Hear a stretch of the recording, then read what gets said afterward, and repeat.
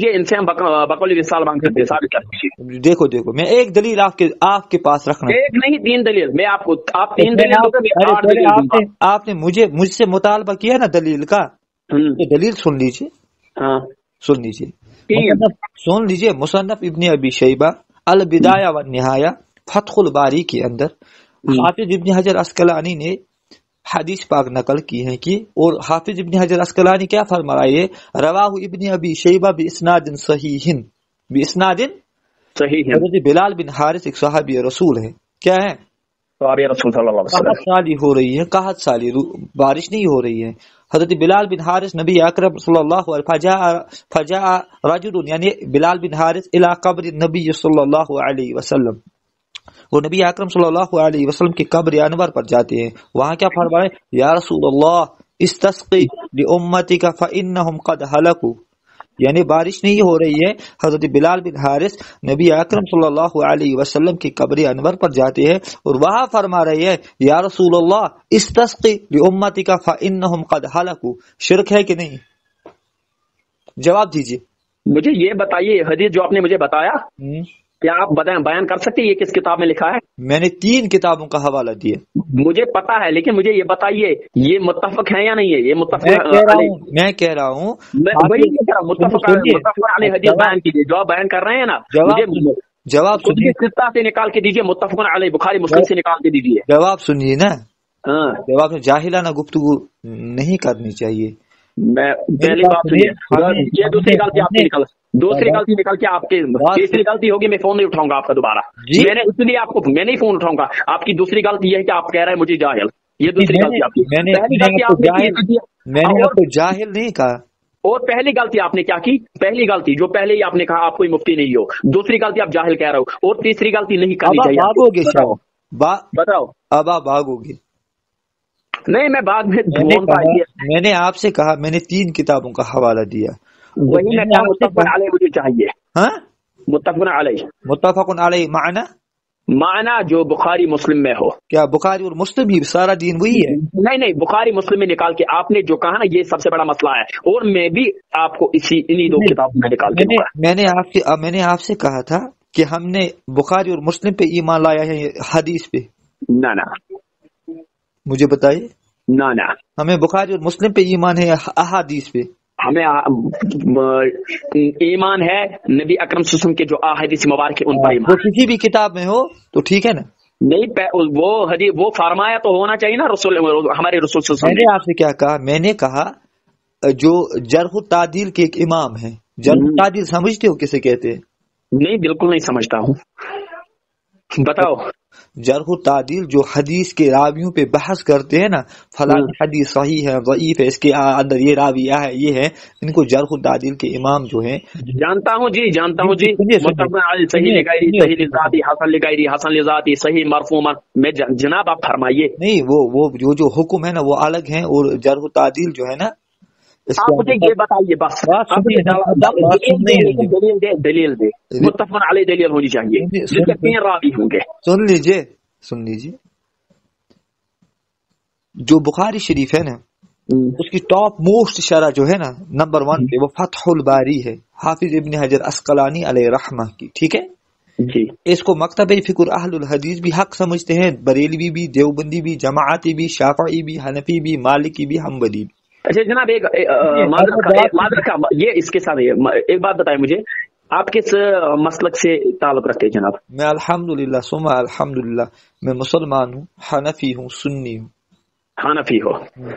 حنفی ہو یا صوفی ہو؟ حنفی ہو یا صوفی؟ حنفی بھی ہوں، صوفی بھی ہوں۔ صوفی بھی ہو؟ جی بتائیے آپ۔ جی میں آپ سے کیا کہہ رہا ہوں کہ حافظ ابن حجر عسقلانی کہتا ہے حنفی مسلک صوفی مشربی ہے نا؟ جی حنفی مسلک صوفی مشرب، وہ جو دیکھو صوفی معنی کیا ہے صوفی کا، میں تصوف جو ہے نا، صوفیت جو ہے نا، اس کو حق سمجھتا ہوں۔ صحیح بتائیں، میں جانتا ہوں۔ تصوف و صوفیت کو میں حق سمجھتا ہوں۔ بالکل آپ بتائیں جناب۔ وجود کو حق سمجھتا ہوں، وحدت الشہود کو بھی حق سمجھتا ہوں۔ جی بتائیں بتائیں۔ حافظ ابن حجر عسقلانی اپنی کتاب فتح الباری کے اندر بخاری شریف کی شرح ٹاپ موسٹ شرح کے اندر فرما رہے ہیں حافظ ابن کثیر علیہ رحمہ نے البدایہ و نہایہ کے اندر، اور مصنف ابن ابی شیبہ جو امام بخاری کے استاد ہیں، انہوں نے اپنی کتاب کے اندر حدیث کو نقل کیا، اور حافظ ابن حجر اسقلانی فرما رہے ہیں رواہ ابن ابی شیبہ باسناد صحیح، کیا فرمائے؟ باسناد جی صحیح، جو میں نے آپ سے ابھی حدیث پاک پڑھی۔ میں آپ سے کہہ رہا ہوں، آپ اس حدیث اگر یہ ضعیف ہے آپ بتا دیجئے کیوں ضعیف ہیں، یا اگر یہ صحیح ہے تو بقول آپ شرک کا فتویٰ لگے گا، کیا صحابی بھی شرک کرتے تھے؟ نعوذ باللہ من ذالک۔ اس کا جواب، اس دلیل کا جواب دیجئے مجھے، علمی جواب، علمی جواب ہی دوں گا۔ آپ نے جو بتایا نا، میں نے آپ کو بتایا کہ شرک کے کتنے اقسام پہلے ہی بتایا تھا، ٹھیک ہے؟ آپ نے واپس اس کا جواب شاید نہیں دیا۔ جی جناب، آپ فرمائیے نا، میں سن رہا ہوں آپ کی بات۔ میں نے آپ کو شرک کے اقسام بتائے تھے، آپ نے جواب نہیں دیا تھا۔ ٹھیک، پھر پہلی اقسام ہے شرک فی العبادہ، ٹھیک ہے؟ میں نے حضرت والا، میں آپ کو دلیل کا جواب پوچھ رہا ہوں، شرک کے اقسام نہیں پوچھ رہا ہوں۔ وہی میں اسی سے دلائل آپ کو نکال کے دوں گا۔ دلیل کا جواب دلیل سے ہوتی ہے، شرک کے اقسام نہیں۔ اچھا پہلے شرک کی تعریف کیجیے آپ، پہلے شرک کی تعریف کیجیے پھر اقسام۔ آپ جو بتا رہے ہیں نا، پہلے بات میں جانتا ہوں، کہہ رہا ہوں پہلی بات میری جناب سنیے، آپ جو بتا رہے ہیں نا، آپ اس کی جو آپ نے دلائل رکھے نا میرے سامنے، یہ حدیث رکھا کہ اس کی دلائل چاہیے، یہ نا جواب وہی جواب جو آپ نے کہا تھا نا کہ جو یہ ایک صحابی آیا اور نبی اکرم صلی اللہ علیہ وسلم کے قبر پر کھڑا ہوا اور کہا کہ ہمیں بارش نہیں ہوئی، یہی نا؟ جی بے شک، یہی کہا تھا نا آپ نے۔ دیکھیے پہلی ہی بات، پہلے اس میں ایک منٹ، اس میں ایک اقسام کہاں گئے؟ ہاں بولیے شرک میں سے اس میں تیسرا ہی اقسام، اس میں سے ایک اقسام ایسا بھی ہے کہ اللہ تعالیٰ کی جو صفات ہے ان کے ساتھ شرک کرنا۔ اور شرک کسے کہا گیا ہے؟ جو کسی انسان کے قبر پر، کسی پرندے کے، یا کسی جیسے کہ پیڑ پودا کن برمج باقی یمن نش کھڑا گھو رب سند ربس بغیر مدد منگن سر کھت بوڑ شرک یہ۔ اور ام پتہ تھی میں ونان دپان ات دیو دلیل، تو بہ کت کن مان یہ حدیث مبارک، کت کن مان بہ پتہ مکلو کت کرے؟ بالکل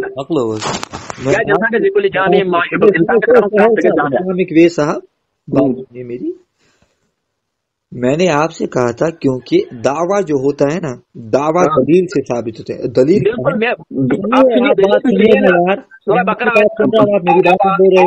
آپ میری بات سنیے، آپ دلیل بھی سنیے نا۔ آپ نے بقرہ آیت نمبر 100 دلیل کا جواب دیجیے، سورہ بقرہ۔ اچھا پڑھیے سورہ بقرہ۔ میں کہہ رہا ہوں سورہ بقرہ آیت نمبر 43، میں کہہ رہا ہوں پڑھ لیجیے۔ ان اللہ بالناس لرؤوف الرحیم، ان اللہ بالناس لرؤوف الرحیم، ان اللہ بالناس لرؤوف الرحیم۔ ٹھیک ہے، مانا تو بقولی آپ کو تو مانا سمجھ آیا ہوگا۔ جی فرمائے، مانا بھی بتائیے۔ بے شک اللہ تعالیٰ لوگوں پر رؤوف الرحیم ہے، ٹھیک ہے؟ جب اللہ تعالیٰ خود کہہ رہا ہے کہ میں لوگوں پر رؤوف الرحیم، تو لوگوں کو مانگنے کی کیا ضرورت ہے کسی سے؟ اچھا ختم کیا آپ نے، اب میری بات سنو گے؟ دوسری بھی سنو نا، سورہ توبہ کے حوالے سے جی دوسری بھی سنو سورہ توبہ کے۔ میں اس لیے میں آپ کو بتا رہا ہوں کہ قرآن جب ہمیں یہ کہہ رہا ہے، اور تیسری اب یہ بھی سنو سورہ نمل کے حوالے سے، قل لا یعلم من فی السماوات والارض۔ یہ تو مطلب یہ تو جب انسان یہ نہیں سمجھتا ہے، کمپلیٹ آیت پڑھیے نا۔ کون سی ہے؟ تیسری؟ یہ دوسری جو آپ نے پڑھی نہیں، یہ دوسری، تیسری ہے قل لا یعلم من فی السماوات والارض الغیب الا اللہ۔ اس میں تو صاف لکھا ہے کہ تم فرماؤ کہ اللہ کے سوا غیب نہیں کوئی جانتا ہے۔ اور مجھے یہ بتاؤ، جب یہ سب مطلب اتھینٹک روپ سے یہاں پر جب ثابت ہوتا ہے کہ اب کسی کو یہ حق نہیں ہے کہ اللہ کے سوا کوئی اور جانے، تو ہم کسے مانگ سکتے؟ اور جو ہو گئی آپ کی بات، ہاں ہو گئی نا، اب مکمل ہو گئی۔ جی بتائیں۔ سنیے، پہلے آپ نے کہا پہلی آیت کریمہ جو آپ نے پڑھی، کیونکہ میں نے جو حدیث پڑھا تھا اس حدیث کا جواب آپ نے نہیں دیا۔ اب آپ نے اپنے دعوے پہ دو دلیلیں پیش کی، ٹھیک ہے؟ پہلے آپ نے یہ دلیل پیش کی کہ اللہ رؤوف الرحیم ہے۔ اگر اللہ رؤوف الرحیم ہے تو ہمیں کسی اور سے مانگنے کی ضرورت نہیں ہے۔ کیوں ہے؟ میں آپ سے کہہ رہا ہوں کہ قرآن کے اندر ایک آیت مبارکہ ہے، لقد جاءکم رسول من انفسکم عزیز علیہ ما عنتم حریص علیکم بالمؤمنین رؤوف الرحیم۔ اس آیت مبارکہ کے اندر اللہ جل وعلا نے نبی اکرم صلی اللہ علیہ وسلم کو بھی رؤوف الرحیم کہا۔ اس آیت مبارکہ کے اندر اللہ جل وعلا نے نبی اکرم صلی اللہ علیہ وسلم کو رؤوف الرحیم کہا۔ اور آپ نے جو سنے جی آپ آیت پھر پڑھیے۔ لقد جاءكم رسول من انفسكم عزيز عليه ما عنتم حريص عليكم بالمؤمنين رؤوف الرحيم۔ آپ نے صحیح پڑھی، مانا آپ نے آیت تو صحیح پڑھی، میں وہ نہیں چیک کر رہا تھا، میں نے سمجھ میں نہیں آیا، نہیں میں نے سنا ہی نہیں اچھے سے مانا۔ آپ وہاں سے چیک کیجئے نا، سورۃ التوبہ آیت نمبر 128، سورۃ التوبہ آیت نمبر 128۔ پہلے مکمل بات سنیں پھر آپ جواب دیجیے گا اس کا، نمبر 1۔ نمبر 2، آپ نے اصول بنایا کہ اللہ رؤوف الرحیم ہے تو ہمیں کسی اور سے مانگنے کی ضرورت نہیں، تو یہاں پہ نبی کا رؤوف الرحیم تو یہی ہے۔ بات سنیے تو اس آیت کے اندر نبی کا رؤوف الرحیم ہونا ثابت ہوتا ہے، تو ہم ان سے کیوں نہ مانگے۔ نمبر 2، آپ نے دوسری آیت پڑھی کہ اللہ جل وعلا نے قرآن کریم کے اندر فرمایا، کیا پڑھا تھا وہ علم الغیب پہ کہ کچھ آپ نے پڑھا تھا، عزیز علیہ، یہی ہے نا آیت؟ جی بے شک یہی ہے نا کہ بے شک تمہارے پاس تشریف لائے تم میں سے وہ رسول جن پر تمہارے مشتقہ میں پڑھنے، یہی ہے جن پر جب تمہارا مشقت، مشقت، یہی تو لکھا ہے نا۔ ہاں یہ آیت یہی ہے نا؟ ہاں جی بے شک 88 11 پارہ سورۃ توبہ۔ جی دیکھیے جناب، جو آپ آیت بتا رہے ہیں نا، پتہ یہ کس کے اوپر منسلک کی گئی ہے؟ جو شرک ذات میں ابھی تک بتا رہا تھا، آپ نے وہ خود اپنے منہ سے ہی بتایا۔ فرمائیے۔